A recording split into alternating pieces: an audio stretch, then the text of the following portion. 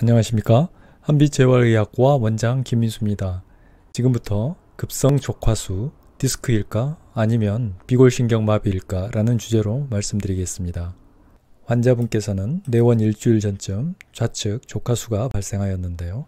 근력검사에서 오른쪽 발목은 정상이지만 왼쪽 발목은 전혀 들지 못하고 있습니다.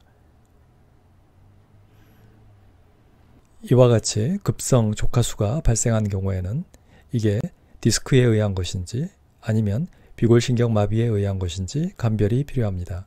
물론 가능성은 좀 떨어지지만 여러가지 임상적인 상황을 고려하여 뇌라든지 신경계의 다른 질환이 있을지에 대해서도 면밀하게 살피는 것이 필요하겠습니다.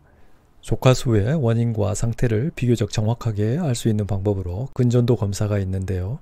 이 검사는 신경 경로에 정기적인 자극을 가하여 그 반응을 보게 됩니다. 먼저 발목 자극에 대한 반응이 관찰되고 있죠. 다음으로 비골두 주위에서의 자극에 대한 반응과 마지막으로 허벅지 하부에서의 자극에 대한 반응을 관찰하겠습니다. 이와 같은 다중 자극을 통해 신경의 흐름이 어디에서 차단되고 있는지 확인할 수 있습니다. 일반적으로 비골신경은 비골두 주위와 허벅지 하부 사이 공간에서 많이 압박됩니다. 반면 급성 디스크 병변에서는 신경 차단의 원인이 요추 부위에 있기 때문에 이곳에서의 전기 자극에서 특별하게 차단 현상이 나타나고 있지 않겠죠.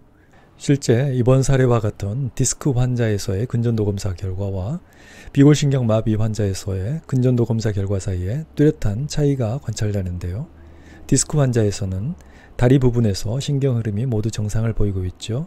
하지만 비골신경 마비 환자에서는 비골두와 허벅지 사이에서 신경 흐름이 발생하지 않는 것이 보이고 있습니다. 그럼 디스크 환자에서는 신경 흐름의 차단을 어떤 방법으로 확인할까요?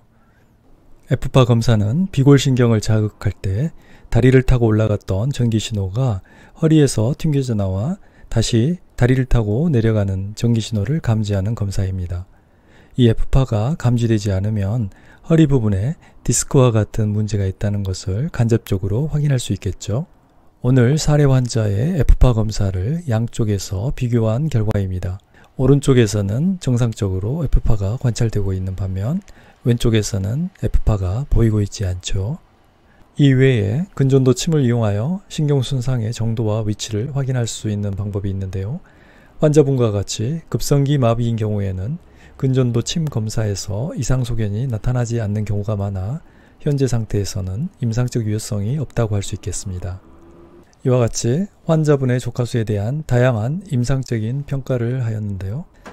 왼쪽에 다리 방사통과 같은 디스크 증상이 같이 동반되었고 근전도 검사에서 비골신경 자체는 정상이었지만 허리 부분의 문제를 보는 에프파 검사에서 이상이 발견된 점을 고려하여 타 병원에 의뢰를 하였고 환자분께서 저에게 연락을 주셨는데 디스크 파열 확진으로 수술 예정이라고 하였습니다.